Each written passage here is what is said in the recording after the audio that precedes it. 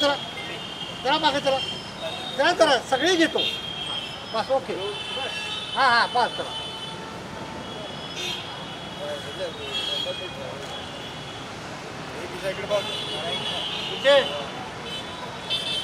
इथे नेहमी फोन चालू असते.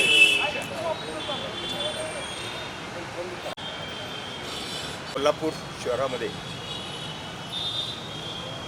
वाईट दिवस उजाडला आणि शाहू मिलच्या चौकामध्ये निरपराध लोकांना बेदरकारपणे वाहन चालवून त्यांचा मृत्यू केला. मित्रांनो, कोल्हापूर शहरामध्ये ज्या पद्धतीने बेदरकार पद्धतीने वाहन चालवले जातात त्याच्यावर कुठंतरी या शासनाने निर्बंध आणले पाहिजे. मी आदरांजली वाहत असताना एवढंच म्हणेल की माझ्या बहिणी गवळीताई ह्या वकील होत्या, मीही जातीनं वकील आहे. आणि असं असताना ज्या पद्धतीनं त्यांना चिरडलं गेलं, जाग्यावर मृत्यू झाला ना, त्यांच्या वडिलांचा त्यांचा दोष काय? हॉस्पिटलमध्ये येत असताना ज्या पद्धतीने मी पाहिलं उडवलं, तर त्या दोन सहकारी आमचे जखमी झाले, त्यात विजयरावांचे भाऊ.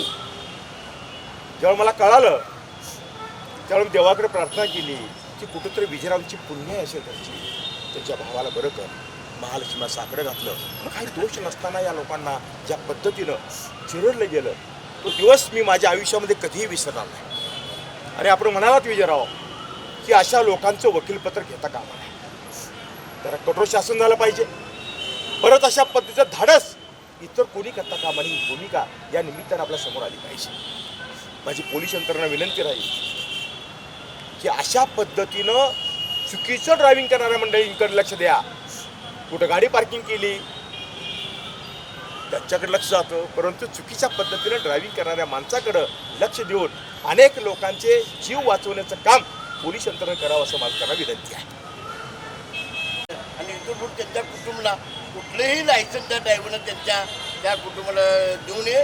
आणि आलटून पहिलं त्याचं ड्रायव्हिंग लायसन्स त्याचं आणि त्यांच्या सगळ्या कुटुंबांचं, पोराचं असून दे, वडिलाचं असून दे, त्यांचं सगळं रद्द आलटून करावं अशी मी यांना खरंच त्यांना ते खरी श्रद्धांजली वाटली.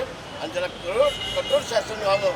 मी ह्या ऐतिहासिक बिंदू चौकामध्ये जो भयानक झाला ॲक्सिडेंट, त्या दूर सगळे महाराष्ट्रात कोल्हापूर जिल्ह्यात आलं. त्यामुळे बिवाड आणण्यापुरती समिती, हुतात्मा गांधी सामाजिक संस्था आणि संपूर्ण मंगळवारच्या वतीनं मी त्यांना भाव म्हणून श्रद्धांजली वाटतो.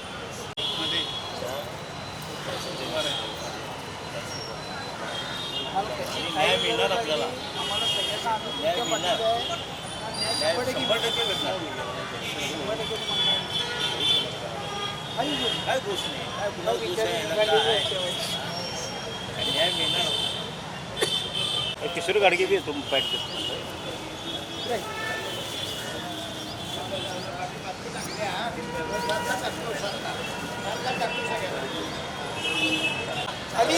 आरोपीला फाशी शिक्षा, आरोपीला फाशी शिक्षा, त्याचा जामीन रद्द, जामीन रद्द, जामीन रद्द.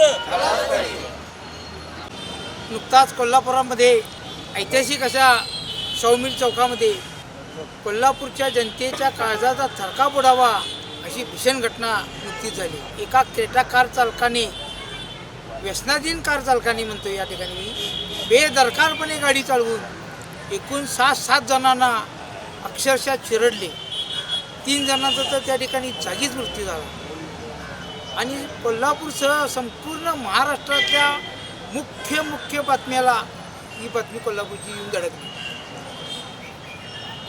माझं महाराष्ट्र निर्माण सेनेतर्फे संपूर्ण महाराष्ट्रभर जाळं आहे. त्यात कर्जदार हे नाव आल्यानंतर मला खूप ठिकाणून फोन आले, विचारावं हे कोण आहे तुमचे. म्हणजे इतकी बातमी जलदरित्या संपूर्ण महाराष्ट्रात ही पोचली. लक्षात घ्या, भाग्यश्रीताई गवळी आणि त्यांचे वडील दीपक वंशे हे तर जागी चिडून त्या ठिकाणी त्याचा अंत झाला.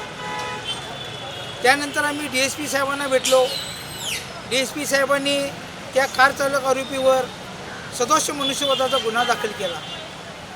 पण साहेब, सदोष मनुष्यवधाचा गुन्हा नुसता दाखल करून आपल्याला या ठिकाणी थांबता कामा नये. कारण की तो सकृतदर्शनी ज्या माणसांनी ती घटना बघितली त्यावेळेला ती माणसं त्या ठिकाणी मला म्हणली, विजयराव तो गांजा ओढून होता किंवा व्यसनाधीन होता, त्याला चालता देखील येत नव्हतं. आज कोल्हापूरमध्ये कुठून हे व्यसन वाढायला लागले याचा शोध हा पोलिसांनी घेतला पाहिजे प्रामुख्याने. आणि ताबडतोब अशा आरोपींना विना जामीन अशी कलमं लावून त्यांना जाम केलं गेलं पाहिजे की पुन्हा असे प्रकार घडता कामा नये.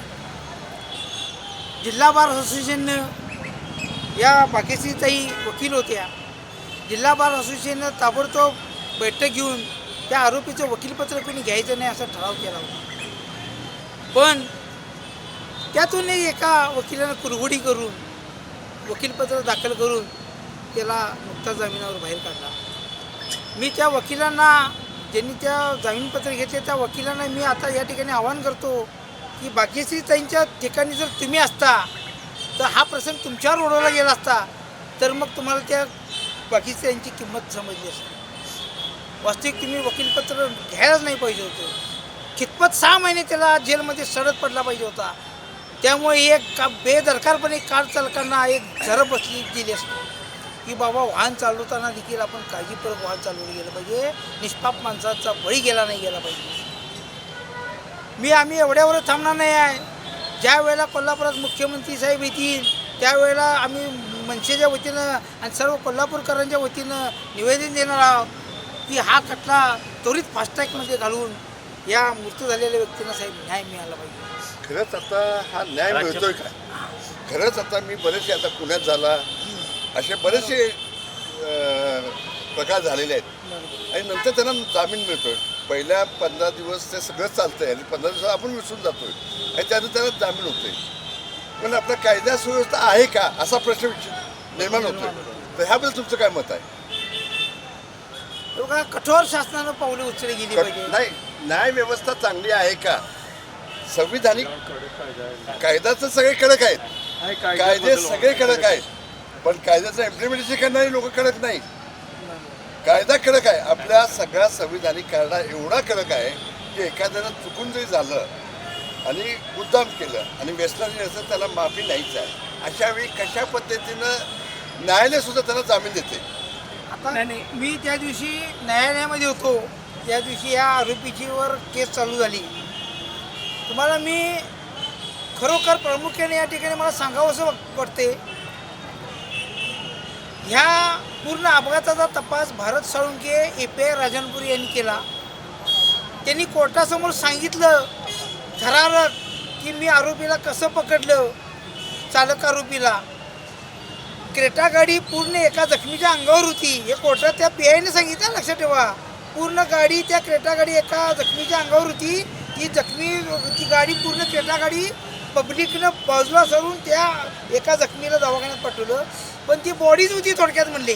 पण नशिबानं तो वाचला, तो माझा भाऊ होता असेल. लक्षात ठेवा, हा चमत्कार. डॉक्टर बी म्हणले हा चमत्कार आहे. 1900 किलोची गाडी ती पूर्ण त्या माझ्या भावाच्या अंगावरती. लक्षात ठेवा, त्यातून माझा भाऊ वाचला. आणि हे APIने भारत साळुंके साहेबांनी कोर्टापुढे जेव्हा सांगितलं त्यानंतर त्यांची 2 दिवसात बदली केली गेली. हे काय म्हणायचं? म्हणजे कायदा सुव्यवस्था आहे पण इम्प्लिमेंटेशन करणारी लोक नाही आहेत. इम्प्लिमेंटेशन करणारी लोक नाही आहेत कायदा. आता तुम्ही जर म्हणताय उद्या मी मुख्यमंत्र्यांच्याकडं निवेदन देणार, मुख्यमंत्री हे सगळं माहितीच आहे. न्याय मागायचं कोणाकडे? न्याय कुणाकडे मागायला? मी काय सांगायला, मुख्यमंत्र्यांच्याकडे मागायला पाहिजे. आपले प्रमुख मुख्यमंत्री ते जर अशा लोकांना जामीन देत असतील म्हणजे त्यांची यंत्रणा, तर कायदा सुव्यवस्था आहे का इथं मला प्रश्नचिन्ह पडतो. सगळ्यात पहिल्यांदा हे जे व्यसनाधीन युवकानं जे अपघात केला आहे, आम्ही महाराष्ट्र नवनिर्माण सेनेच्या वतीनं कोल्हापूरचे पालकमंत्री असतील, गृहमंत्री असतील, मुख्यमंत्री आहे, या सगळ्यांच्याकडे मनसेच्या वतीनं आम्ही मागणी करणार आहे की हे येते कुठून कोल्हापुरात. पहिला याचा छडा लागला पाहिजे, त्यानंतर त्या मुलाचं लायसन रद्द झालं पाहिजे, त्याच्यावर कारवाई झाली पाहिजे. आणि त्याचा जो जामीन झाला आहे तो जामीन रद्द करण्यासाठी मनसेच्या वतीनं ज्या ज्या प्रकारचे आंदोलन करायला लागतील ते आम्ही करणार. हे सगळं आणि कायद्यात आहे, नाही, हे कायद्यात सगळं आहे. कायद्यात आहे. पण त्याचा पाठपुरावा हा केला पाहिजे. माझं म्हणणं एकच आहे, आंदोलन आपण करतोय, कायद्यात ज्या गोष्टी आहेत त्यासाठीच करतोय, फक्त त्याचं इम्प्लिमेंटेशन आहे. तर आता आम्ही ह्या माध्यमातून आमच्या जनगण की बात, जनतेचा आवाज, जनता काय म्हणते, जनतेला माहिती आहे ह्याच्यात सगळं कायदा आहे, कायद्याच्या कलमानं त्याला शिक्षा झालीच पाहिजे. तर ह्या सगळ्याचं कशा पद्धतीने त्याला कठोर शिक्षा होईल ह्याचाच विचार आहे. पण यंत्रणा जर अशी फुसकी असेल तर माणसं सुटत जाणार. यंत्रणा स्ट्रॉंग करण्यासाठी कोल्हापूरसारखं चळवळीचं शहर नाही आहे. कोल्हापूर चळवळ प्रचंड होत्यात, पण ते पुन्हा का थांबतंय हाच प्रश्न पडतो.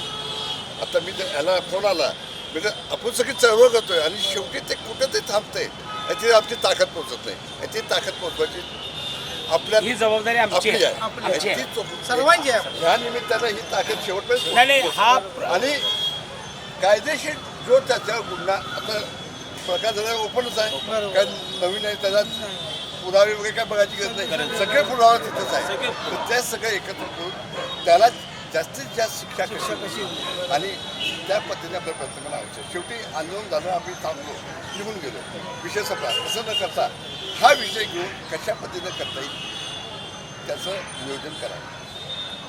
आता न्यायालयात आहे, जामीन झाला, हे चुकीच झालं. जामीन झाल्यावर कशा पद्धतीने जामीन द्या त्याची पेपर मागून घ्या वकिलांच्याकडनं. तर जामीन कुठल्या कलमाखाली दिलेला आहे आणि असा जामीन देता येत असेल तर सगळ्यांना दिला पाहिजे. एखाद्याला जामीन देत नाहीत, एखाद्याला जामीन देतलं जात आहे, ही न्यायव्यवस्था कसली.